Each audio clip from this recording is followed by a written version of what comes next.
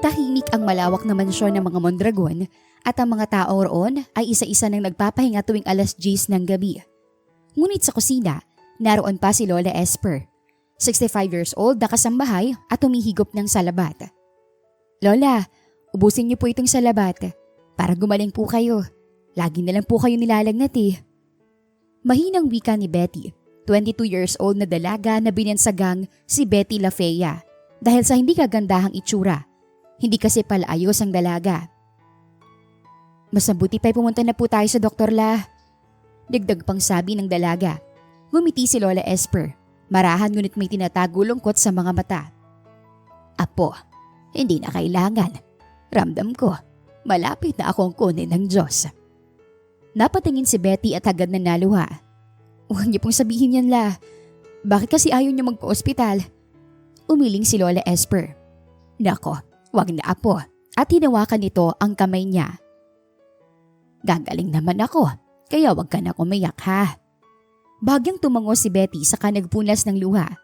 Maya-maya lang nakarinig sila ng ugong ng sasakyan. Si Senyorito Axel. Sambit ng matanda. Ang tinutukoy ay ang 28 years old na bunsong anak ni Madam Dolores, nakaka-annulled lang. Easy-go-lucky kasi ang napangasawa ni Axel at mahilig sa nightlife, kaya hiniwalayan ito ng lalaki. Betty, apo, puntahan mo muna sa Senyorito Axel, baka may uutos sa'yo yon. Agad din namang tumalima ang babae at dali-daling sinalubong ang amo. Magandang gabi po, Senyorito. Magandang gabi naman, Betty. Pwede bang pakitamplehan ako ng tsaa? Medyo nahihilo kasi ako eh. Naparami yatang nainom ko sa party. Sige po, Senyorito. Dali-daling nagtungo si Betty sa kusina upang ihanda ng tsaa ang amo. Nakapagtimpla na ako. Ani Lola Esper. Dalhin mo na lang yan kay Senyorito. Tumangulang si Betty at agad na dinala ang tasa sa sala. Pagdating niya roon, nadatnan niyang nakasandal si Axel sa malambot na sofa. Nakatakip ang isang braso sa mga mata. Warang sinusubukang labanan ng hilo at sakit ng ulo. Lumapit ang dalaga ng dahan-dahan at baka mabigla ang amo. Senyorito, eto na po yung tsaa. Bahagyang iminulat ni Axel ang isang mata saka tumango. Salamat, Betty. Walang anuman po, Senyorito. Inabot niya ang tasa at marahang ibinigay kay Axel. Hindi niya alam na mula sa malayo, nakasilip si Lola Esper at pinagmamasdan silang mabuti. Ikaw ba nagtimpla nito? Tanong ng lalaki matapos lumagok ng konti. Si Lola po, Senyorito. Tumangulang si Axel sa kamuling humigop ng tsaa. Habang unti-unting nauubos ang tsaa, napansin ni Betty na tila nagbabago ang ekspresyon ng amo. Mula sa pagod at pagkahilo, naging mainit ang mga mata nito at bumibigat ang paghinga. Senyorito, okay lang po ba kayo? Namumula po kasi kayo eh, parang hinihingal. Inilapag ni Axel ang tasa. Hindi maipaliwanag ang biglang pagsikip ng init sa loob ng kanyang katawan. Hindi ko alam, bigla na lang ako naiinitan. Sagot ng lalaki na unti-unting kinalag ang pagkakatali ng necktie. Akmang tatayo na sana ito, ngunit bigla na lang itong nahilo kaya agad namang umalalay si Betty. Sir, ihatid ko na po kayo sa kwarto nyo. Tumangulang si Axel at ipinatong ang kamay sa balikat ng babae. Sa kusina, nakangiti ng mapait si Lola Esper habang inaabot ang gamot para sa kanyang tuhod. Patawarin mo ako, apo. Gusto ko lang na may makakasama ka sa buhay kapag wala na ako. Mahinang wika ng matanda habang nangingilid ang kanyang mga luha. Samantalang si Betty naman, lumalakas ang kabog sa kanyang dibdib sa simpleng pagkakadikit ng katawan ni Axel sa kanya. Noon pa man ay lihim na siyang may pagtingin dito. Kaya lang sinikap niyang supili ng nararamdaman niya dahil katulong lang naman siya at hindi pa kaaya-aya ang muka. Sige po sir, magpahinga na po kayo. Anya na makaupo na ito sa kama. Akmang lalabas na sana siya nang bigla siyang hawakan ng lalaki sa braso. Betty, patawarin mo ko pero... Hindi na naituloy pa ni Axel ang nais na sabihin nito at siniil na siya ng isang mapusok na halik. Senyorito, pagbigyan mo ako, Betty. Please. Namamaos ang boses nito habang patuloy ito sa paghalik sa kanya. Hanggang sa nadarang na rin siya sa matinding sensasyon. Lalo na nang magsimulang maglikot ang mga kamay ng lalaki. Napapikit siya sa kakaibang dulot ng mga haplos nito sa katawan niya. Nangyari ang hindi inaasahang pagniniig at tuluyang naisuko ni Betty ang kanyang pagkabirhen. Kinabukasan, nagising si Axel sa sobrang sakit ng ulo niya. Kaagad niyang napansin na wala siyang saplot sa katawan. At tanging kumot lang ang nakatakip sa kanya. Napahawak siya sa sentido habang pilit na bumabangon para kumuha ng gamot. Ngunit nabigla siya nang makita ang pulang mantsa sa bedsheet ng kama niya. Napakunot noon siya. Dahan-dahan niyang iginalaw ang kamay. Hinuplos ang telang nababahiran ng mantsa. Ano to? Napatingin siya sa damit niya na nagkalat sa sahig. Isa-isa niya itong pinulot at inilagay sa labahan saka kumuha siya ng t-shirt at pajama sa kabinet. Muli siyang naupo sa kama. Pilit na inaalala ang nangyari kagabi hanggang sa mapansin niya ang isang papel na nasa sahig malapit sa may pintuan. Pinulot niya ito at binasa ang nakasulat. Senyorito Axel, sana'y mapatawan mo ako sa malaking kasalanan ko sa iyo. Di baling magalit ka sa akin. Pero pakiusap, huwag mong pababayaan ang apo ko. Tatanawin ko yung malaking utang na loob sa iyo. Lola Esper. Bigla siyang kinabahan matapos mabasa ang sulat. May kutob siya na may kaugnayan ito sa nangyari kagabi. Maya-maya, narinig niya ang mahinang boses ni Betty na kumakatok sa pintuan. Senyorito, gising na po ba kayo? Maaari po bang pumasok? Sige, tuloy. Sagot niya at inilagay ang sulat sa ilalim ng unan. Dahang-dahang pumasok si Betty. Nakayuko ito ni hindi makatingin sa kanya. Nanginginig ang mga kamay ng babae habang hawak ang bagong plansyang business suit. Magandang umaga po, senyorito. Narito po yung damit niyo na pinapalansya niyo sa akin nung isang araw. Hindi kumibo si Axel. Pinagmamasdan niya ang dalaga at doon niya napansin ang pumumula ng leeg nito at ang pag-iwas ng tingin na tila natatakot o nahihiya. Parang humahampas ang malamig na hangin sa dibdib niya. Betty, may nangyari ba kagabi? Nabigla si Betty sa tanong na iyon. Napalunok siya at hindi makasagot hanggang sa tumulo na lamang ang luha niya. Senyorito, pasensya na po. Pero hindi ko po kayo napigilan. Umiiling-iling siya. Nanginginig ang baba habang pinupunasan ng luha gamit ang likod ng kamay. Hindi ko rin po alam kung paano ko sasabihin. Mas lalong lumalim ang kunot sa noo ni Axel. Mabilis siyang tumayo mula sa kama kaya bahagyang napaatras ang babae. So may nangyari nga sa atin kagabi. At doon, unti-unting bumigay ang tuhod ng dalaga kaya napaupo siya sa gilid ng pinto. Hawak ang dibdib habang pinipigilan ang paghikbi. Sorry po, senyorito. Hindi ko rin alam kung paano nangyari ang lahat eh. Uminom po kayo ng tsaa kagabi tapos bigla kayong nag-iba. Nagulat na lang po ako nang halikan niyo ako, senyorito. I kissed you. Hindi makapaniwalang tanong ni Axel. Dahan-dahan siyang tumango. Natahimik ang lalaki. Bigla nga nag-init ang pakiramdam niya kagabi matapos uminom ng tsaa. Si Lola Esper. Sigaw ng isipan niya nang maalala ang sinabi ni Betty na ito ang nagtimpla ng tsaa. Tsak mang inihalo ito sa inumin kaya bigla na lamang siyang naging agresibo.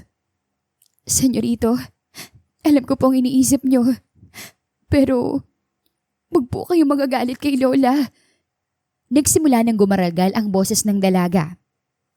Hindi lang po siguro niya sinadya yun o baka Biglang naputol ang nais sabihin ni Betty nang makarinig siya ng ingay mula sa sala. Dali-dali siyang lumabas ng kwarto para tingnan kung bakit nagkakagulo ang mga tao.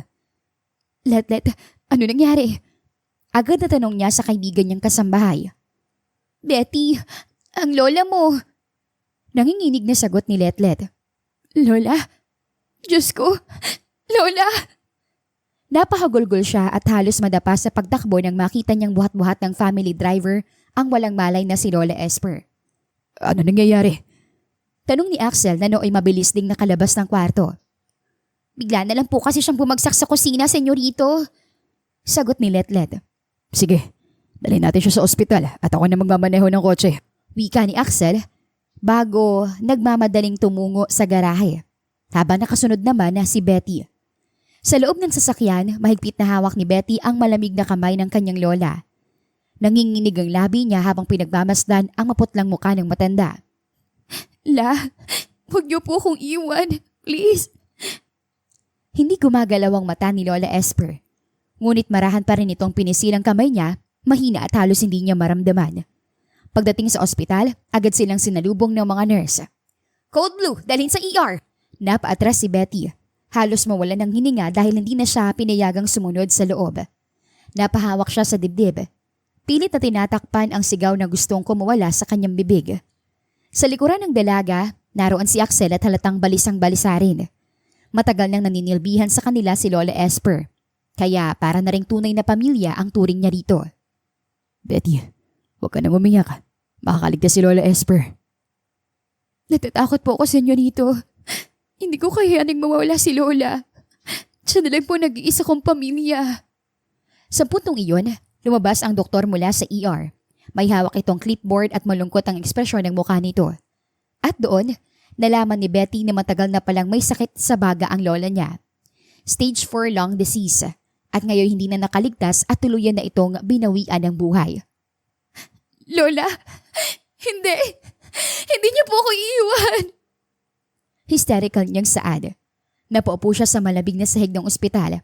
Halos mawala ng lakas ang tuhod niya. Napahagulgol siya habang paulit-ulit niyang inuusal ang pangalan ng kanyang lola. Umaasa siya na panaginip lang ang lahat. Ngunit ito ang katotohanang nakapakahirap tanggapin. Wala na ang nag-iisa niyang pamilya.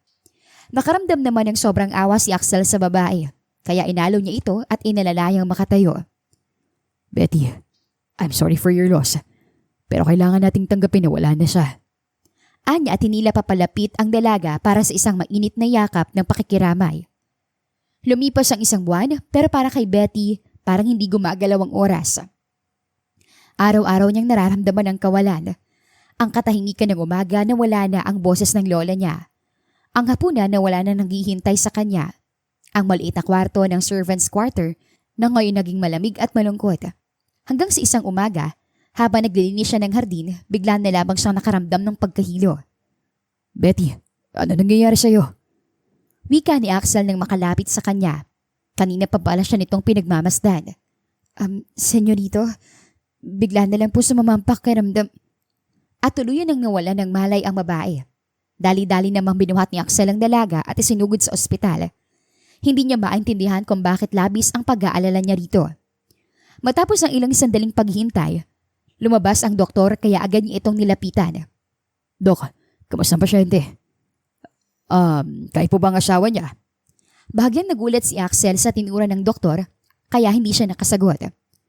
Your wife is 4 weeks pregnant, sir. Anang doktor.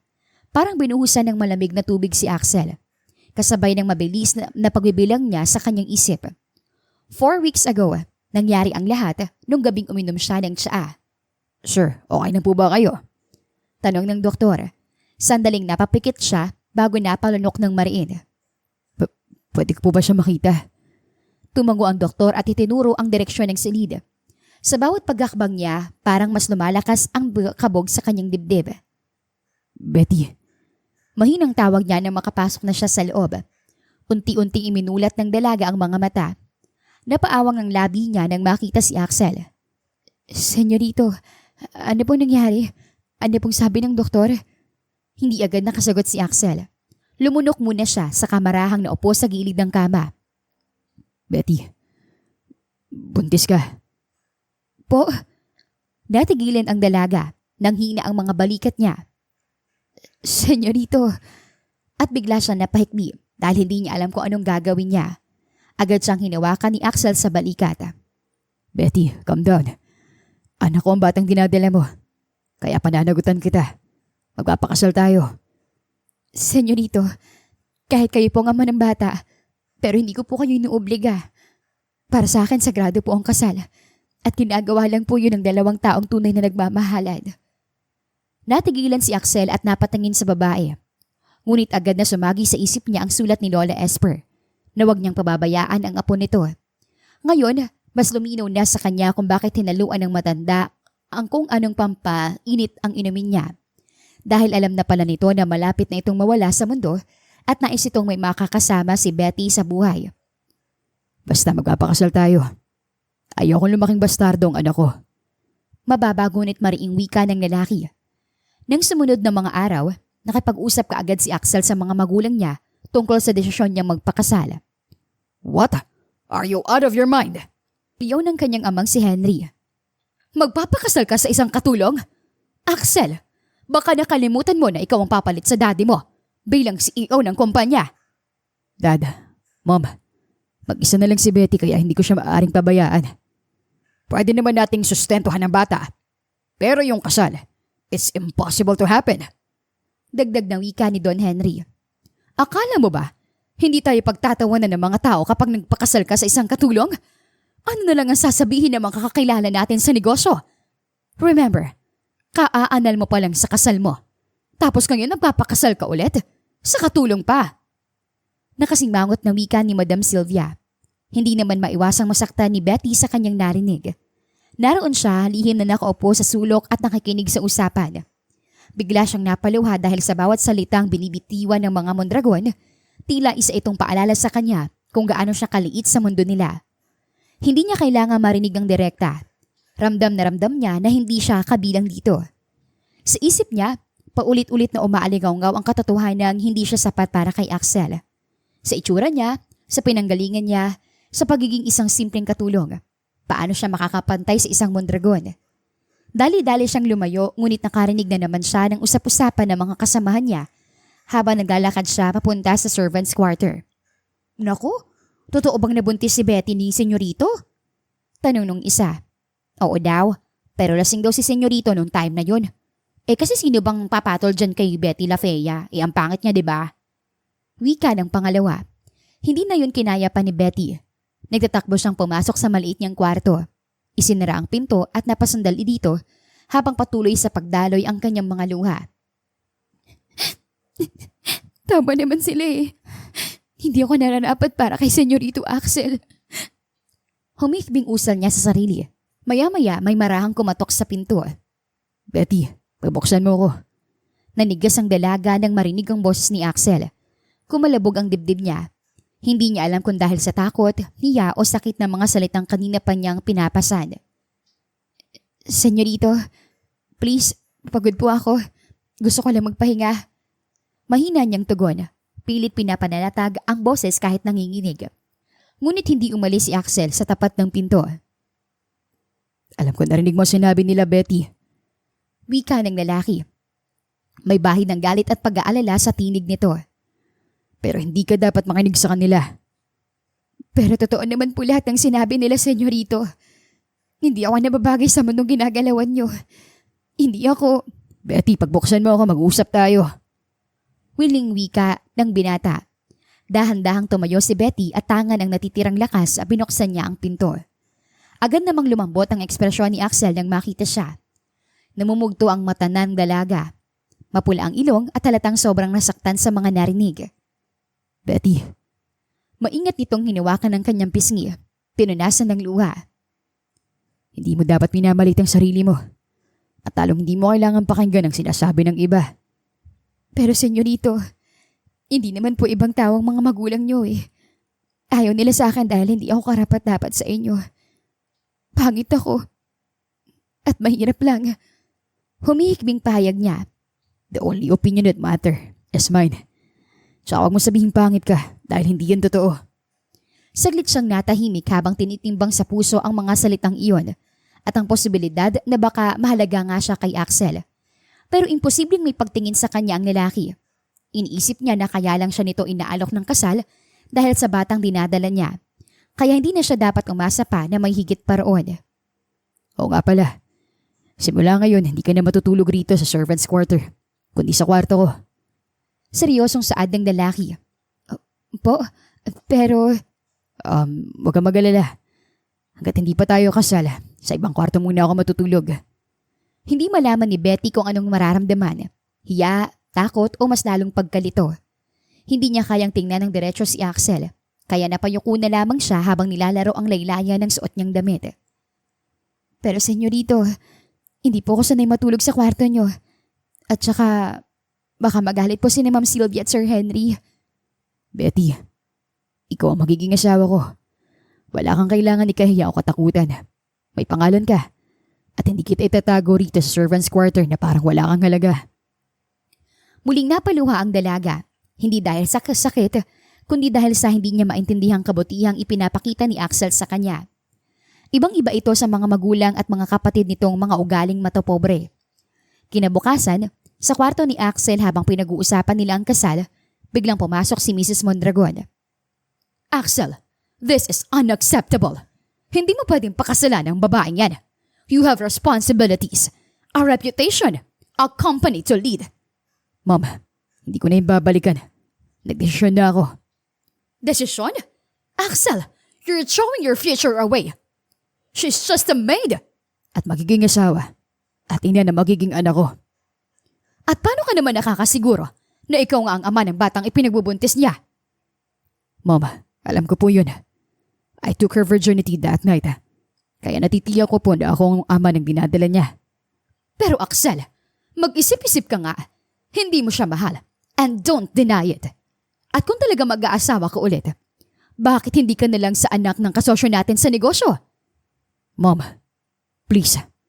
Kung noon hinayaan ko kayo na pumili ng mapapangasawa ko, this time, ako na pa magdedesisyon sa buhay ko at sa bagay na yan. Saglit na napatigil si Madam Sylvia. Pero bakas pa rin ang galit sa mukha nito.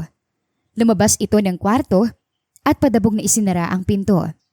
Nanatili namang nakayoko si Betty habang pinipigilan ang pangingilid ng kanyang mga luha. Senyorito, mas mabuting wag na lang nating ituloy ang pagpapakasal. Betty, hindi. Magpapakasal tayo. Nangako sa libing ng lolo mo na hindi kita pababayaan. Pero senyorito, hindi po ako karapat-dapat sa'yo. Bukod sa katulong ako, pangit pang itsura ko. Betty, wag mo sabihin yan. Huwag mong malitin ang sarili mo dahil lang yan sa antingin ng iba sa'yo.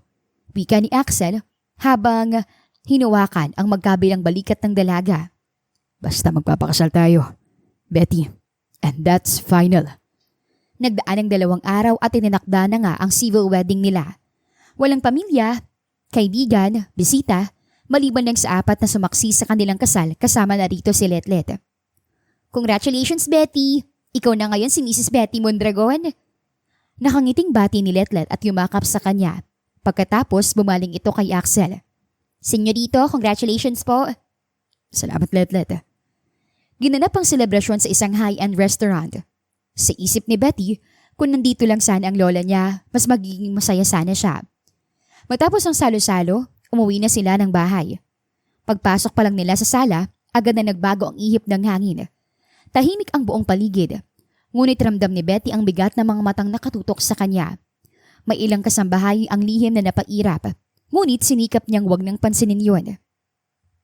Habang paakyat sila ng hagdan, bumungad sa kanila si Mrs. Mondragon. Nakatayo sa gitna ng hallway. Parang estatwa naghihintay na lang na sumabog ang galit. So, sinaway mo talaga kami, ha? Malamig ang boses nito habang nakahalok kip-kip ang mga braso. Talagang itinuloy mo ang kahibangang yan, Axel. Hindi agad sumagot ang lalaki. Kailan ka pa natutong suwayin kami?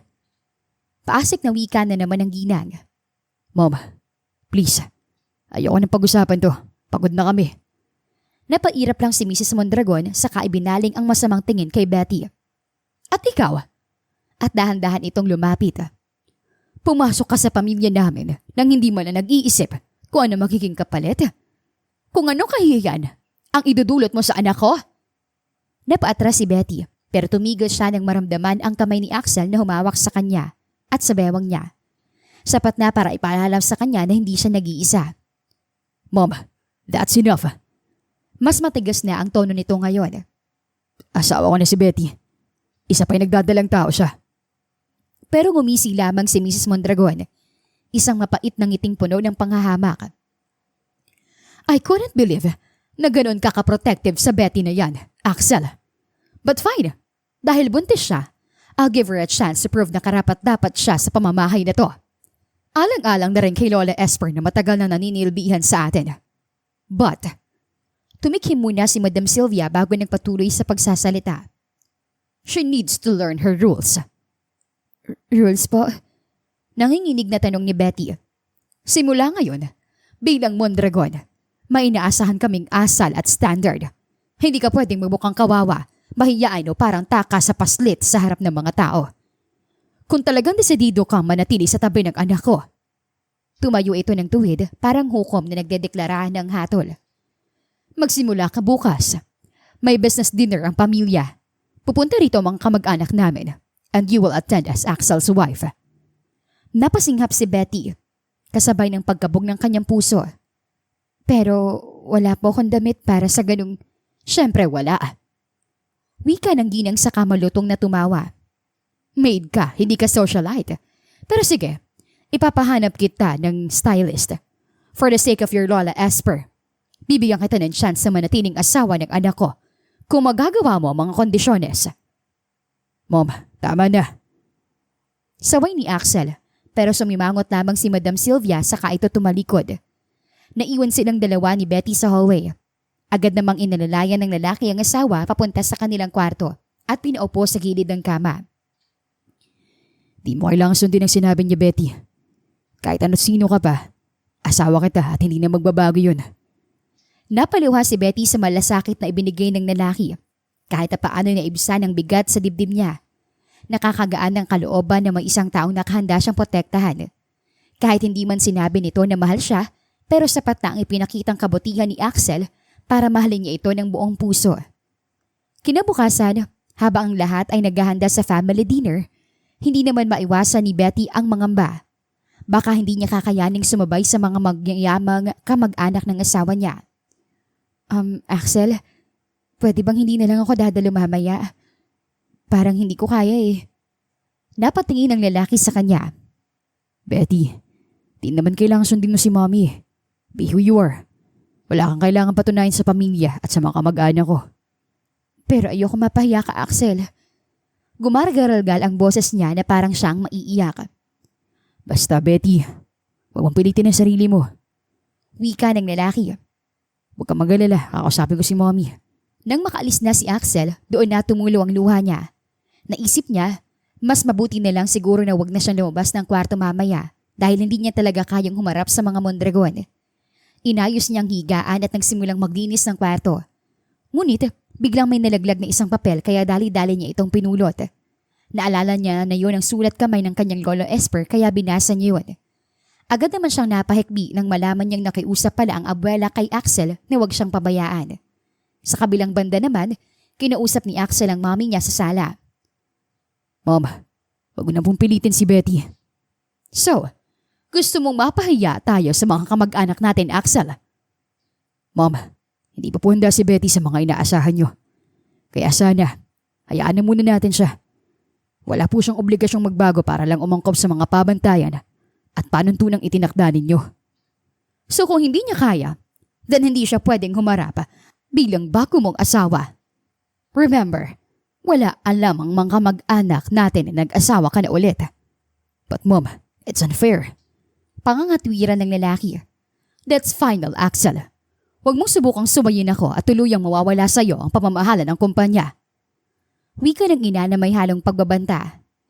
Wala na tayong dapat pag-usapan. They'll be here soon, kaya maghanda ka na. Naiwang nakatulala si Axel habang mahigpit na nakakuyom ang mga kamao. Ramdam niya ang bigat na mga salitang iniwan ng ina. Parang isang pader na hindi niya kayang gibain sa ngayon. Dahil ayaw din naman niyang mawala ang pagkakataon niyang pamahalaan ng kumpanya. Napabuntong hininga na lamang siya at muling nagtungo sa kwarto. Nadatnan niyang nakaupo si Betty sa gilid ng kama habang hawak ang isang papel.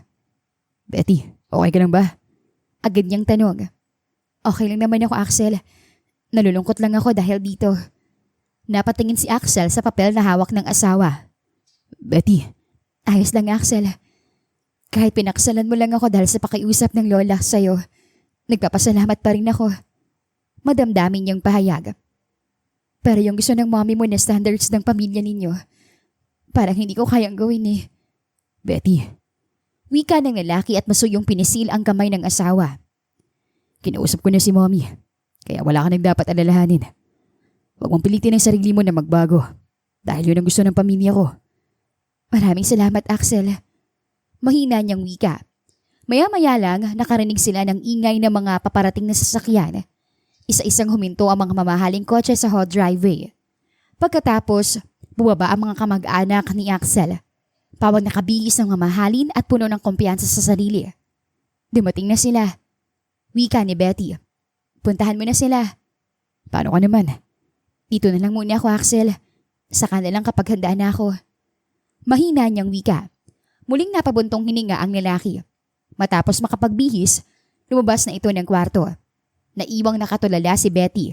Ngunit bigla naman siyang nakaramdam ng pagkalam ng sikmura, kaya lumabas siya at nagtungo sa kusina. Naabutan niya ang mga katulong roon na abala sa mga ginagawa.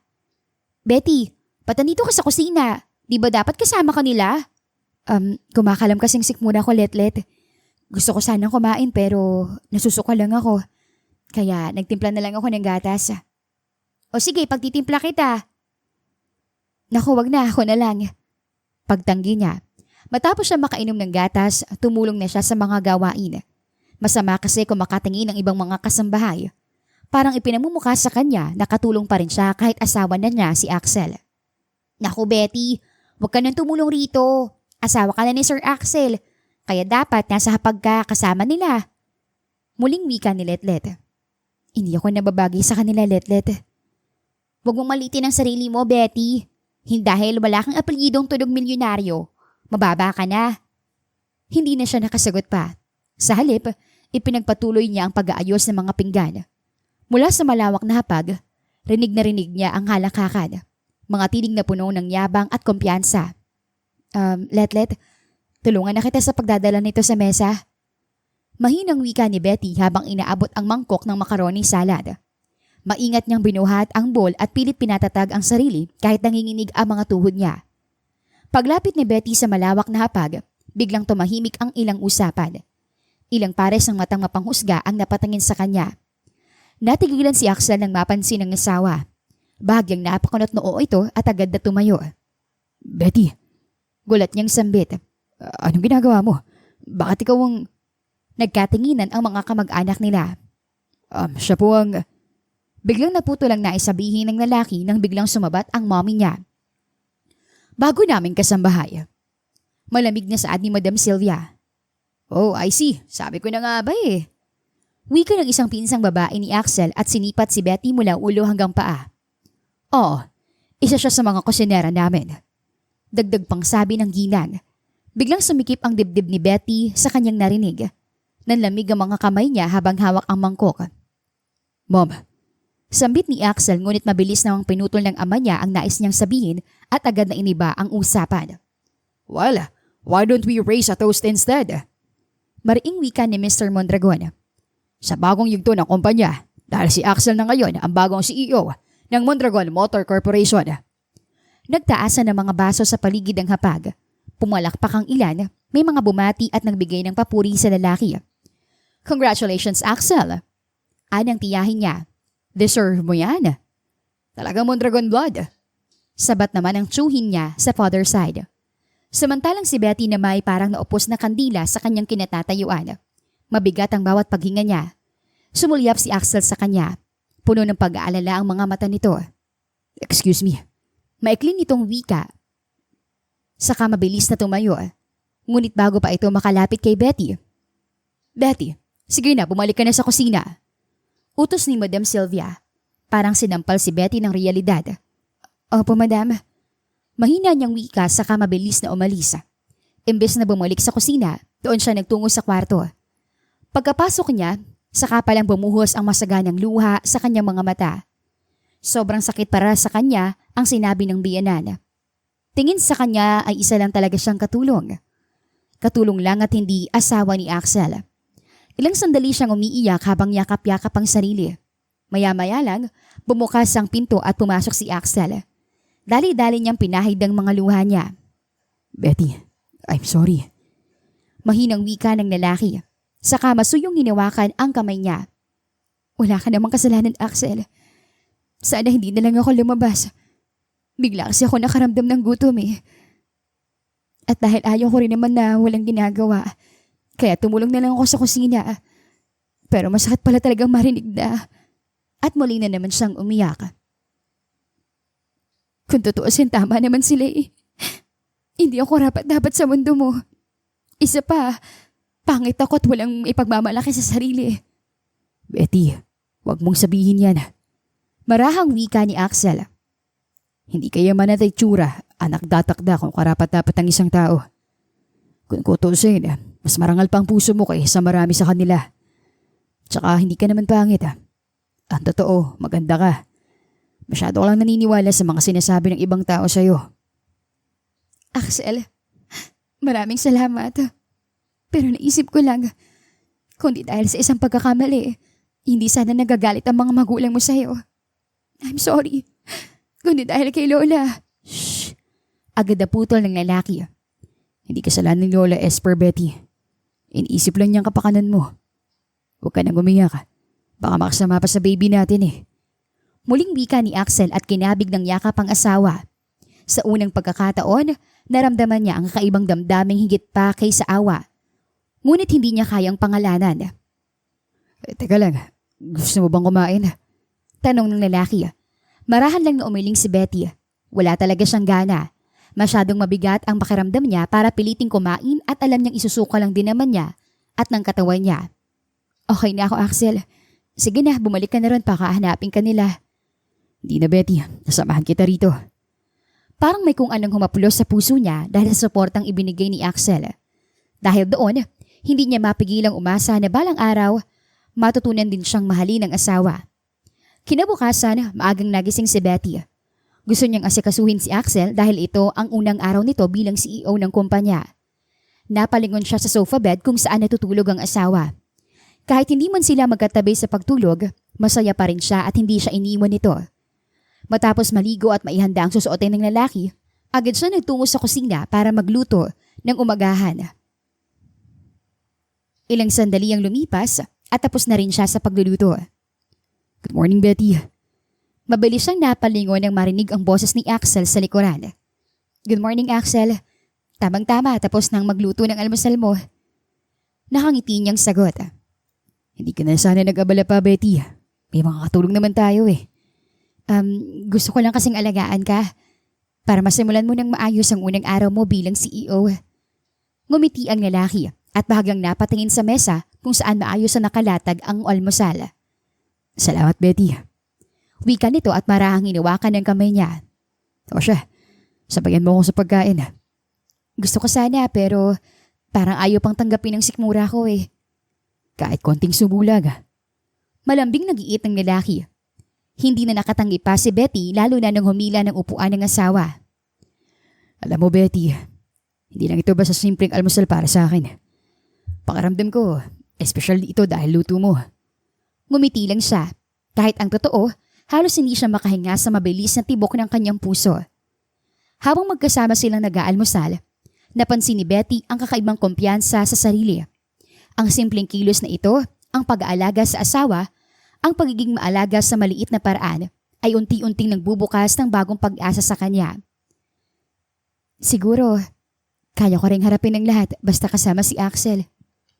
Bulong niya sa kanyang isipan. Napatitig naman si Axel sa kanya kaya hindi tuloy niya mapigilang ma-conscious. Betty, gusto ko lang malaman mo na hindi ko kayo pababayaan ng anak natin. Napangiti si Betty at napuno ng saya ang puso niya. Ngunit sandali lang yon dahil biglang lumapit sa kanila si Mrs. Mondragon at bihis na bihis ito. Good morning po. Bati niya sa kanyang biyanan. Ngunit hindi siya pinansin nito at nakasimangot lang sa kanya. Axel, aalis kami ngayon ng daddy mo papuntang Amerika. Ikaw na munang bahala rito. Yes, Mom. Mahinang sagot ng lalaki. At ikaw, Betty? Dagdag na saad ng ginang. Hanggat hindi mo nasusunod ang pamantayan ng pamilya, wala kang karapatang mapabilang sa mga Mondragon. Siguro naman naiintindihan mo ang ibig ko sabihin. Opo, madam. Nang makaalis na ang mga magulang ni Axel, nanatiling tahimik lang si Betty. Betty, huwag mong intindihin ang sinabi ni Mommy. Di mo kailangang magbago para sa akin at sa pamilya ko. Basta, piliin mo magbago para sa sarili mo. At ipakita mo sa kung ano ang kaya mong gawin. Napatingin si Betty kay Axel. Ramdam niya ang init ng suporta ng asawa sa kanya. Oo nga pala. Kailan ang schedule ng prenatal check-up mo? Tanong ng lalaki. Mamayang 2:00 ng hapon. Gusto ko sanang samahan ka. Pero may board meeting ako mamayang 1:00 eh. May langkot sa boses ni Axel. Pero susunduin kita pagkatapos ng meeting kaya antayin mo ako mamaya. Tumangulang si Betty at bahagyang ngumiti. Oo nga pala. Here's my credit card. You can use this for personal needs. Ayaw sana niyang tanggapin iyon. Ngunit mapilit si Axel kaya hindi na siya nakatanggi pa. Nang makaalis na ang asawa, napatingin siya sa malaking salamin sa kanilang kwarto at tinitigan ng sarili. Hindi ako magbabago para umangkop sa pamantayan nila. Kundi gusto kong patunayan ang halaga ng aking pagkatao. Mahinang usal niya. Lumabas si Betty ng kwarto at nagtungo sa study room ng asawa niya. May kaba siyang nararamdaman habang binubuksan ng computer. Marunong siyang gumamit nito kasi graduate naman siya ng BS Accountancy. Hindi nga lang siya mapalad na makapasok sa mga ina-applyan niya kasi wala siyang pleasing personality at confidence para humarap sa mga tao. Kaya sa Google, sinubukan niyang maghanap ng mga online short courses tungkol sa business etiquette, corporate communication at public speaking. Napangiti siya sa mga nakita. May kaba, ngunit mas nangibabaw ang determinasyon. Pwede pala. Kaya ko pala. Bulong niya nang makita ang successful enrollment sa email. Lumabas siya ng study room na taglay ang panibagong pag-asa. Magandang umaga. Magilaw niyang bati sa mga katulong na nakasalubong niya sa hallway. Sumimangot lang ang mga ito, ngunit binati naman siya ni Letlet. Sapat na para maramdaman niya na bukod kay Axel, may isa pa siyang kakampi sa bahay. Saktong 2:00 ng hapon, nang umalis si Betty ng mansyon. Hindi na siya nagpahatid pa sa driver at nag-commute na lamang siya. Nang makarating na siya sa klinik, kaagad siyang sinuri ng doktor. Habang nag-uusap sila, bumukas ang pinto at bumungad ang mukha ni Axel. Isang matamis na ngiti ang gumuhit sa labi ni Betty nang makita ang lalaki. Magandang hapon, Doc. Wika ni Axel sa lumapit kay Betty. Matagal nang kilala ng pamilya nila si Dr. Ramos, kaya ito ang napili niyang maging OB ng asawa. Kamusta pong lagay ng asawa ko at ng baby, Doc? Wala namang problema, Mr. Mondragon. Maayos ang lagay ng bata, pero kailangan pa rin ng pag-iingat sa unang trimester. Anong doktora? Huwag kalimutang uminom ng vitamins, kumain ng masusustansyang pagkain at tamang pahinga, Mrs., okay? Yes, Doc. Maraming salamat po. Tugon ni Betty. Pagkatapos ng prenatal check-up, lumabas na sila ng klinik. Betty, gusto mo bang kumain? Tanong ng lalaki.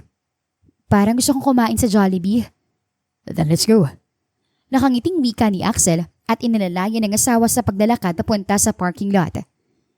Hindi ka ba nahihiyang kasama ko, Axel? Biglang natanong ni Betty. Bakit naman kita ikahihiya? Betty, di ba sinabi ko na sa'yo, hindi ang itsura at estado ng buhay ang sukatan ng halaga ng isang tao. Tumangulang si Betty. Napakaswerte niya at napangasawa niya si Axel. Sana marami pang kagaya ni Axel sa mundo. Ilang sandali ang lumipas at nasa tapat na sila ng Jollibee. Habang naghihintay sila ng order, biglang may nagsalita sa likuran. Axel! Hi! It's good to see you here. Sabay silang napalingon. Nabigla naman si Axel nang mapagtantong ex-wife niya yon. Hello, Veron. Ikaw pala. Sino naman tong kasama mo? At sumipat ang babae kay Betty. Kung hindi ako nagkakamali. She is one of your maids, di ba? Napalunok si Betty. Kilala naman niya ang ugali ng dating asawa ni Axel dahil minsan na rin itong tumira sa mansyon ng mga Mondragon. Yeah, before. But now she's no longer my maid. Asawa ko na siya. Saad ng lalaki. What? Asawa? Napakunot noo ang babae at muling hinagod ng tingin si Betty. Oh, I see. You're now desperate kaya pumatol ka sa isang katulong at sa Shut up, Veron. Wala ang karapatang baliitin ng asawa ko. Tiing bagang nawika ni Axel. Halatang nanginginig dahil sa pinipigilang galit. Kung wala kang magandang sasabihin, you better leave. Napairap lang ang babae at muling tinapunan ng masamang tingin si Betty bago ito tuluyang lumayo.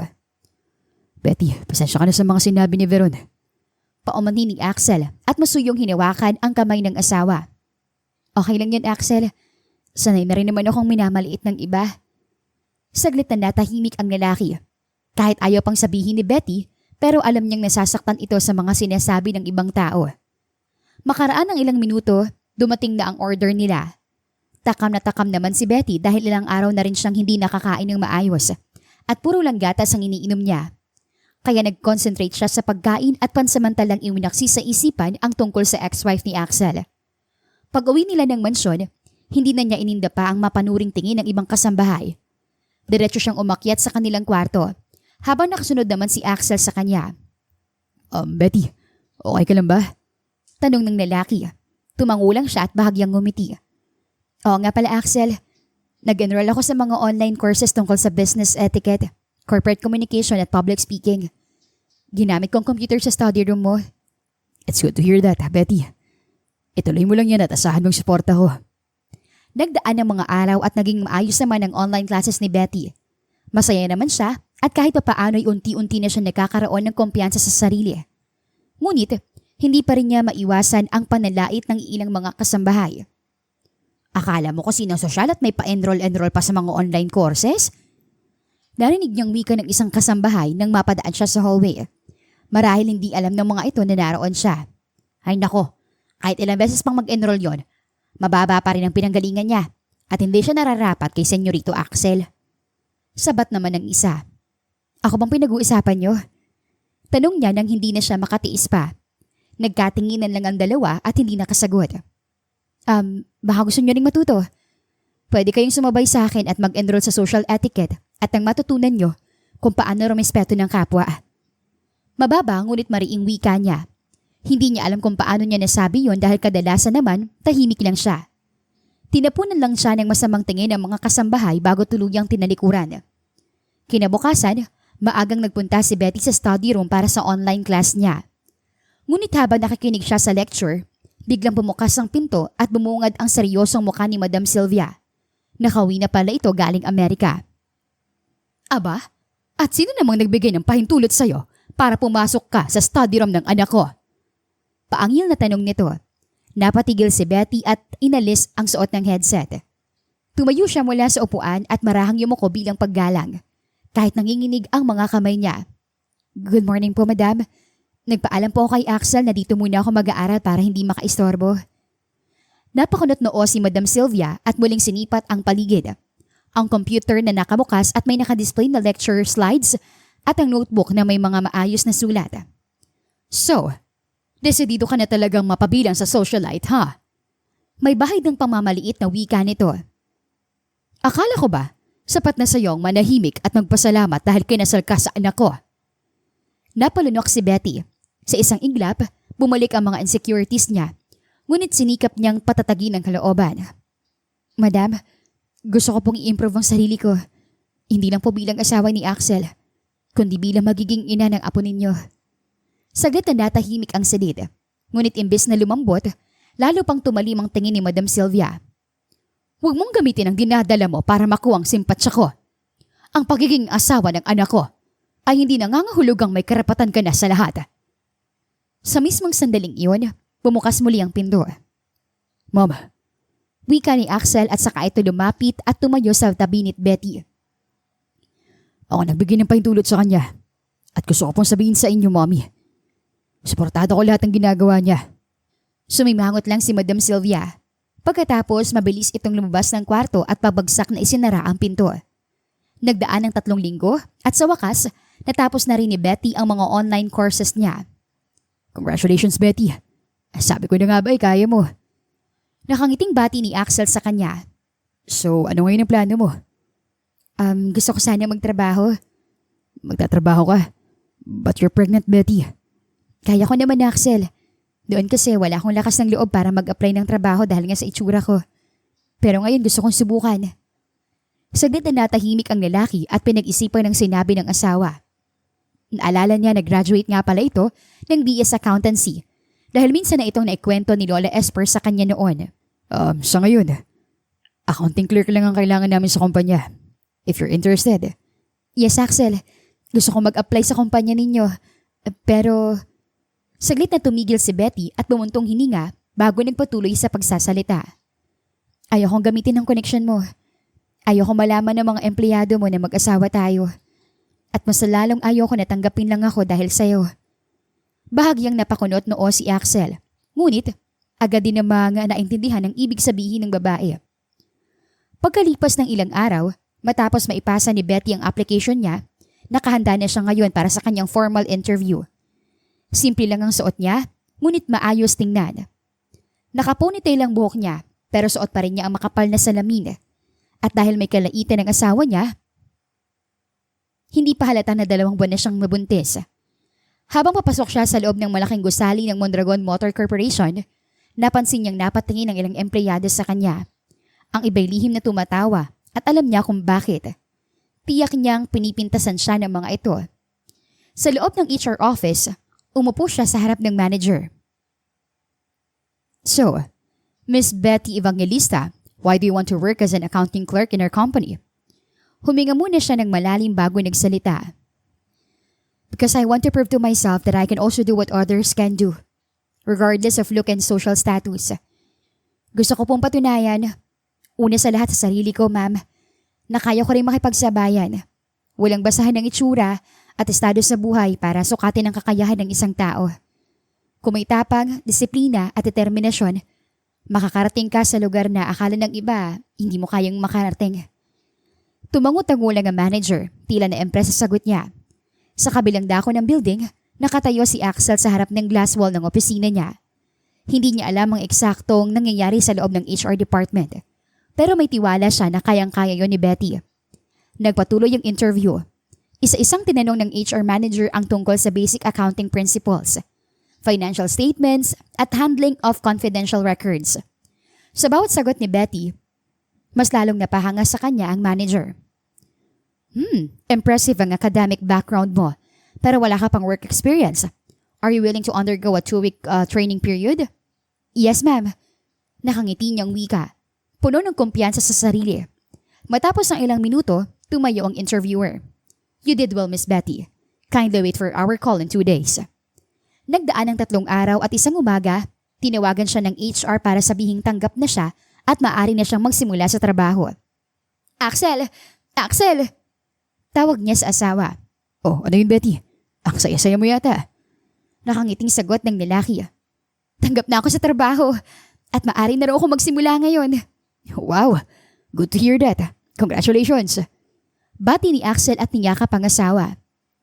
"Pero sigurado ka bang hindi mo sinabihan ng HR na i-hire ako?" "Nope. Kaya ng sabi mo, hindi ako nakailang, Betty. Pinirmahan ko lang yung recommendation ng HR pero galing sa manager ng desisyon. Nakunin ka." Tumangulang si Betty at halos mapalundag sa tuwa. Kung hindi nga lang niya inaalalang buntis siya, baka kanina pa siya nagtatalon sa sobrang kaligayahan. "Pero hindi dapat malaman ng mga empleyado ng asawa mo ko, ha? Kaya magpanggap muna tayong hindi magkakilala." Nakangiting saad niya. "Kung yan ang gusto mo, Betty." "Maraming salamat, Axel." Napayakap siya ng mahigpit sa asawa, ngunit agad din naman siyang bumitaw nang maramdaman niya ang mabilis na tibok ng kanyang puso. Hindi siya sumabay kay Axel papuntang opisina at nagpahatid na lamang siya sa driver. Ilang sandali ang lumipas at nakarating na siya sa tabi ng malaking gusali ng Mondragon Motor Corporation. Excited siyang bumaba ng kotse at dali-daling pumasok sa loob papunta sa accounting department kung saan siya maa-assign. "Ikaw ba si Betty Evangelista?" Malamig na tanong ng babae sa may pintuan. Sa palagay niya, ito yung manager nila na si Miss Lorna. "Opo, ma'am, ako po yun."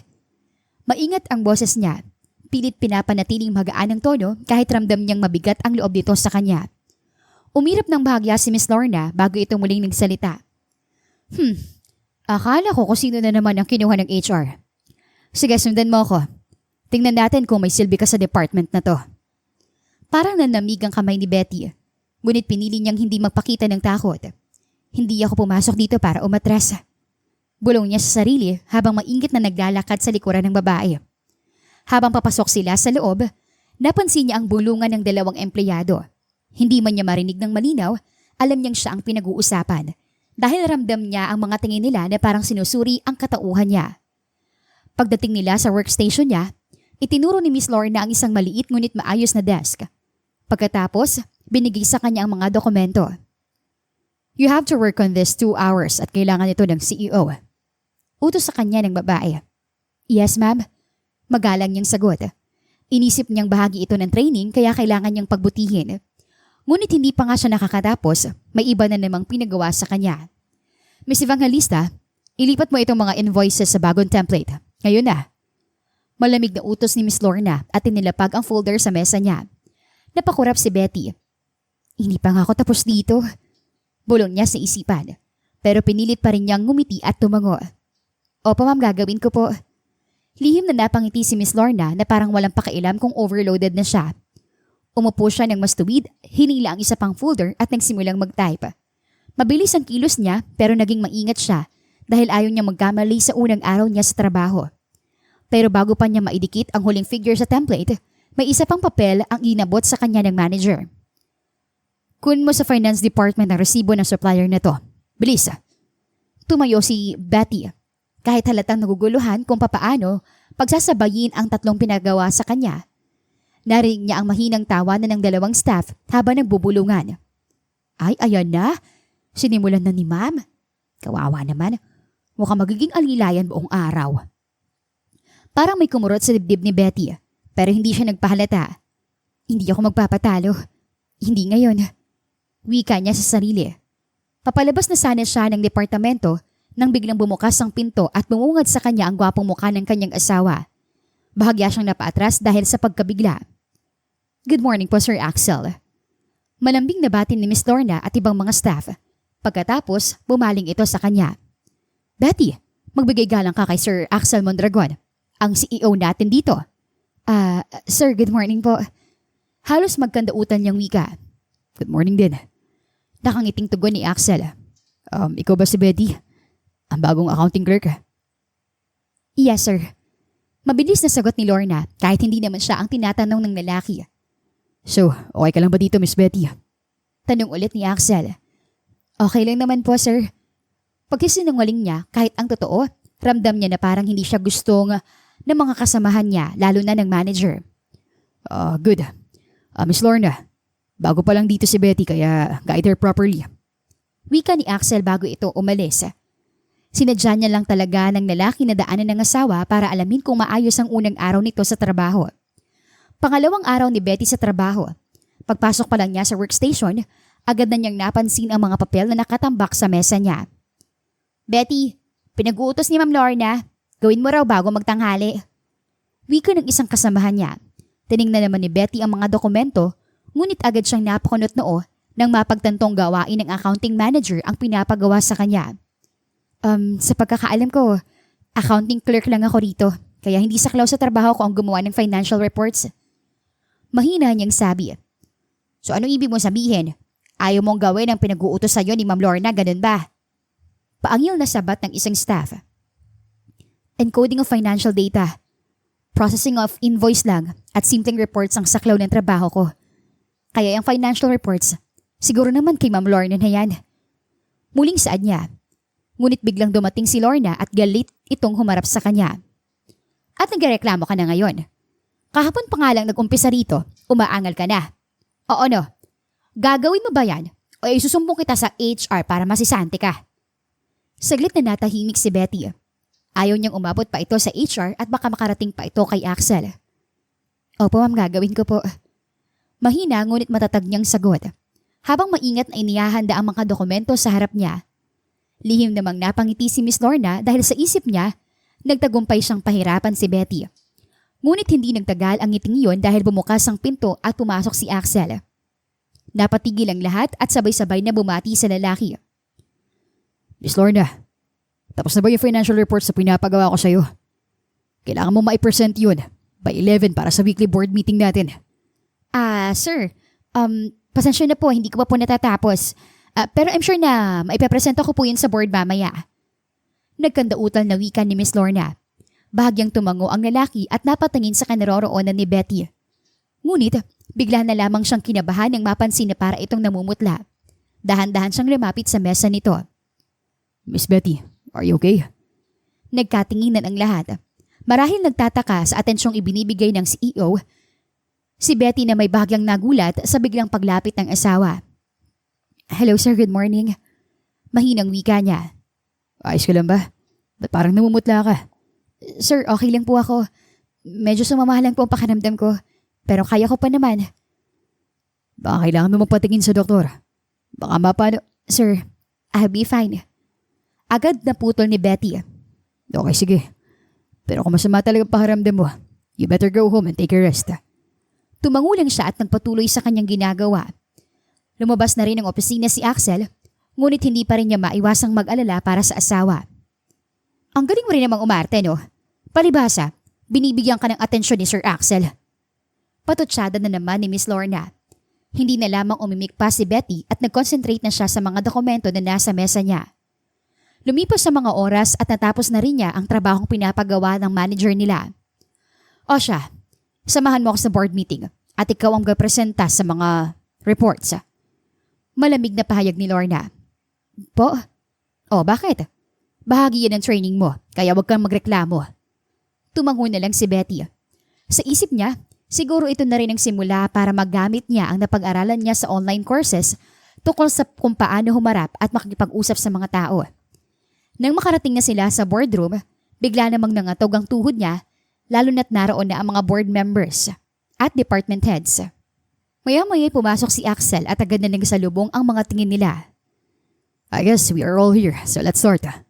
Wika ng lalaki. Nanatili ang tahimik na si Betty habang patuloy sa paggabog sa kanyang puso. Sir, with due respect, as for the financial reports, I hereby authorize my clerk to do the presentation. Nakangiting saad ni Lorna sa katumingin kay Betty. Napasinghap naman ang babae at tumugot ng malalim na buntong hininga bago naglakad na punta sa gitna. Habang nagka-present si Betty, unti-unti naglaho ang kaba sa dibdib niya. Ang bawat graph, bawat analysis, at bawat projection na binabanggit niya ay malinaw, direkta at may kumpiyansa.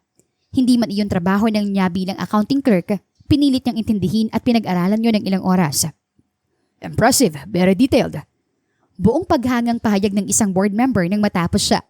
Bago pa man siya makasagot, agad na sumabat si Lorna. Of course, sir. I surprised everything. Parang hindi naman naniwala ang mga board member sa sinabi ni Lorna kasi hindi naman ganun ka-impressive ang mga ginawa nito noon. Habang papuri ng papuri ang mga mata ng lahat kay Betty, unti-unting nanikip ang dibdib ni Lorna. Ramdam niya kung paano unti-unting naglalaho ang atensyon sa kanya at napupunta lahat sa bago nilang clerk. Hindi ako makakapayag na ikaw ang magiging bidang pangit ka. Bulong niya sa isipan. Nagmamadaling lumabas ang babae sa boardroom habang naiiwan pa si Betty. Galing naman ang asawa ko. Nakangiting bulong ni Axel. Salamat, Axel. Pero huwag kang magpahalata sa kanila. Sagot ng babae. Sige, babalik na ako sa workstation ko. Habang lalakad si Betty sa hallway, bigla na lang sumulpot si Lorna mula sa gilid. At bago pa niya ito maiwasan, malawak siyang binunggo nito. Nabitawan niya ang folder na hawak niya. At dahil nadulas siya sa makintab na sahig, napasubsob siya at tumama ang tuhod at palad niya sa tiles kasabay ng pagkakalaglag ng eyeglasses niya kaya ito nabasag. Ramdam niya ang kirot kaya bahagya siyang napangiwi habang napapahawak sa balakang niya. Ay, sorry. Hindi ka na sana bara-bara maglakad. Hindi ka nadadapa. Sarkastikong sabi ni Lorna. Napasingap si Betty nang makita niya ang mahaba at matingkad na guhit ng dugo sa lumalatay mula sa tuhod pababa sa kanyang paa. Betty! Tawag ni Axel na nooy nakasunod lang pala sa kanya. Dali-dali siyang nilapitan ng lalaki at agad na binuhat. Naiwang nakatulala si Lorna. Bakas ang pagkatakot sa sarili niyang kagagawan. Agad na sinakay ni Axel si Betty sa kotse at dinala sa ospital. At ang makarating na sila, halos hindi siya mapakali. Habang sinusuri ng doktor ang kanyang asawa. Makaraan ng ilang sandali, lumabas na ang doktor. Dok, kamusta na pong asawa ko at ang baby namin? They are both fine, Mr. Mondragon. Pero kailangan lang ng tamang pag-iingat upang hindi na maulit ang pangyayari. Salamat. Diyos ko. Mahinang usal ni Axel sa sarili.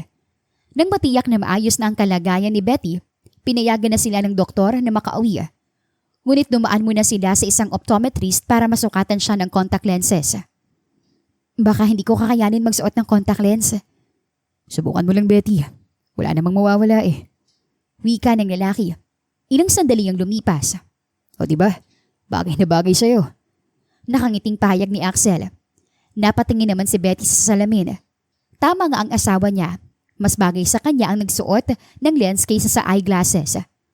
Nang makauwi na sila ng bahay, agad na napalingon sa kanya ang mga kasambahay. Lahat naninibago sa kanya. Betty, mas mabuti siguro na huwag ka na muna magtrabaho. Pagbubukas ng usapan ni Axel nang magkasarilinan sila sa kwarto.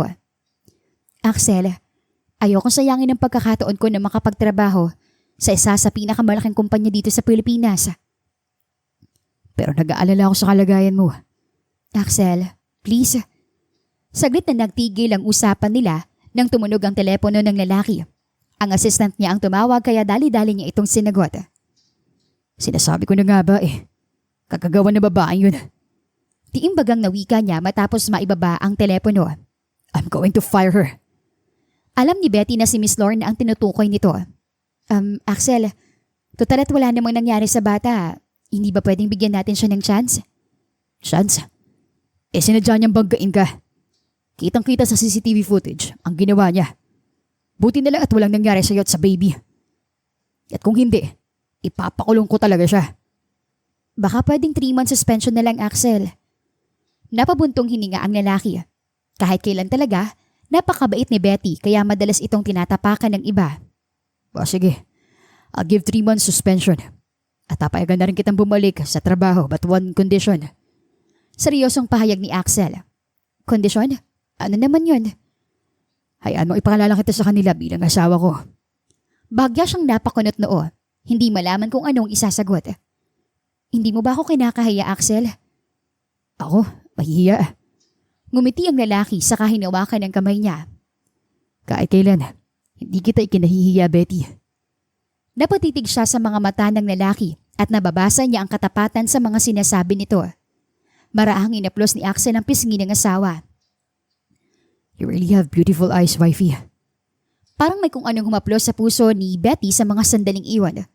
Parang tumigil ang oras sa kanya, lalong-lalo na nang halikan siya ng asawa. Lumalim ang halik na yon at ramdam niya ang init sa bawat pag-angkin nito sa kanya. Hindi na dahil sa mainit siya, kundi dahil pareho nilang gusto ang isa't isa. Mahal na mahal kita, Axel. Mahinang wika ni Betty nang mahimbing ang asawa. Sa unang pagkakataon, magkatabi silang natulog sa malambot na kama ng kanilang kwarto. Nagdaan ang mga araw at nagpasya na si Betty na pagbigyan si Axel sa kondisyon na hinihingi nito. Lalo na't birthday ng asawa sa makalawa. Gaganapin ang celebration sa Shangri-La Hotel kaya kailangan niyang paghandaan.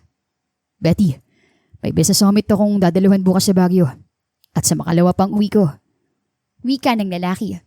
Di ba may party na gaganapin sa makalawa? Bakit? Ano bang meron? Pagmamaang-maangan ni Axel. Of course, birthday ng gwapo kong asawa. Nakangiting wika ni Betty. So kailangan nandun ka para magiging kompletong birthday ko. May halong lambing at pagsusumamo ang boses ng lalaki. Oo naman. Asahan mo yan, hubby.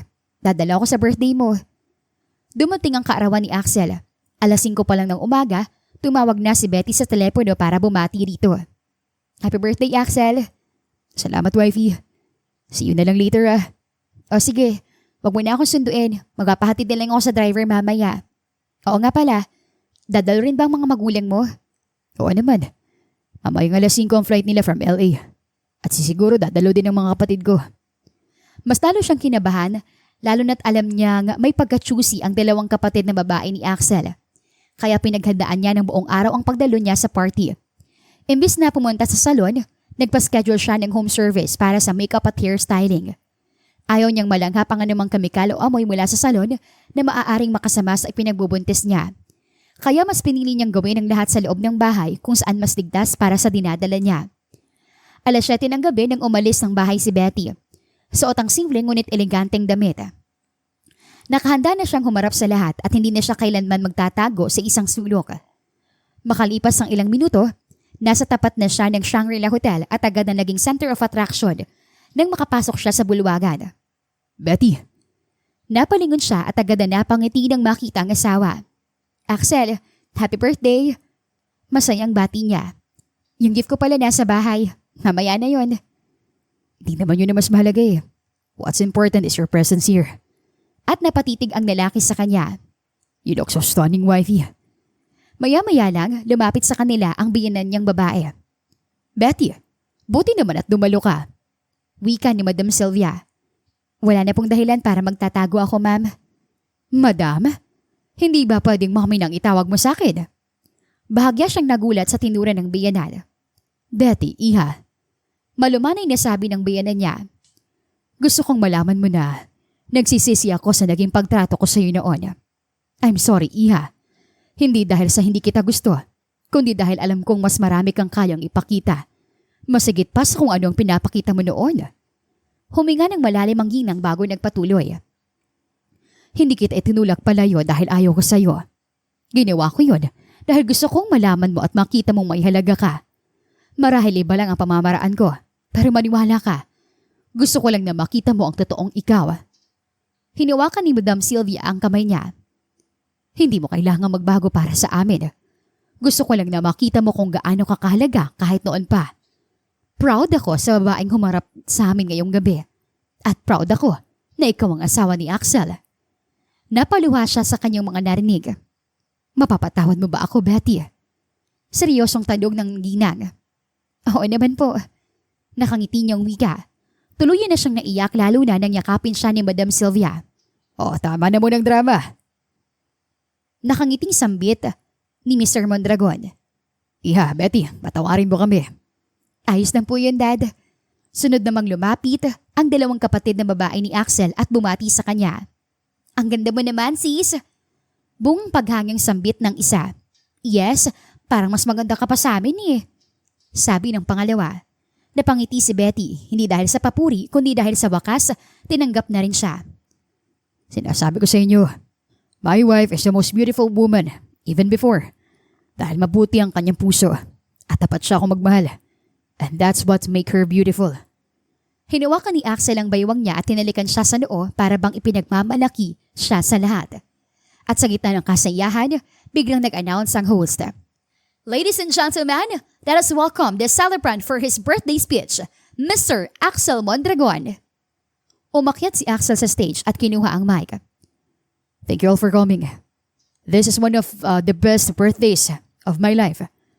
But not because of this party, but because of one person. Tumingin siya ng diretsyo sa kanyang asawa. My wife, Betty.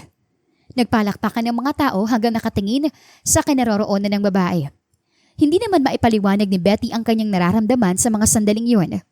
Nababasa niya sa mga mata ng mga empleyado na kumukot siya sa kanya ang labis na pagkapahiya, kaya hindi makatingin ng diretsyo sa kanya. Pero wala na siyang sama ng loob para sa kanila dahil ang mahalaga, napatunayan na niya sa kanyang sarili kung ano ang kaya niya. Alam niyo, Pagkapatuloy ni Axel. noon, lahat nagsasabi na hindi karapat-dapat si Betty sa akin. Dahil nga nakafocus sila sa panlabas na anyo at estado ng buhay. Huminto siya sandali, bahagyang nangingiti ngunit may lungkot sa alaala. Akala ko dati, tapos na ang chance ko para magkaroon ng totoong kaligayahan. I thought, after my failed marriage, hindi na ako makakabuo ng isang masayang pamilya. Bumaba si Axel mula sa stage at lumapit kay Betty. Hawak pa rin ang mic. Betty, thank you for coming into my life. Thank you for being my wife. And thank you for carrying our precious little angel. Yes, I'm announcing it tonight. I'm going to be a father, and I promise. He knelt down on one knee, holding her hands. To be the best husband and father I can be. I love you so much, Betty. Napaluha si Betty, pero hindi dahil sa lungkot, kundi dahil sa pinakamasayang gabing naranasan niya. I love you too, Axel. Nagpalakpakan at taghiyawan ang mga bisita. At habang yakap-yakap siya ni Axel, ramdam niya ang katahimikan at ligayang matagal na niyang hinihintay. Wala na ang insecurities, wala na ang takot. Wala na ang dating si Betty na laging nagtatago. Ngayon, nakahanda na siyang gawin ang lahat ng makakaya niya. Hindi dahil sa angkin niyang ganda, kundi dahil nasa kanya na ngayon ang tiwala at kumpiyansa sa sarili na matagal niyang ikinubli. At sa buhay nila kasama si Axel, ito ang simula ng panibagong yugto na puno ng pagmamahalan, respeto at masayang kinabukasan para sa kanilang nabubuong pamilya. Wakas.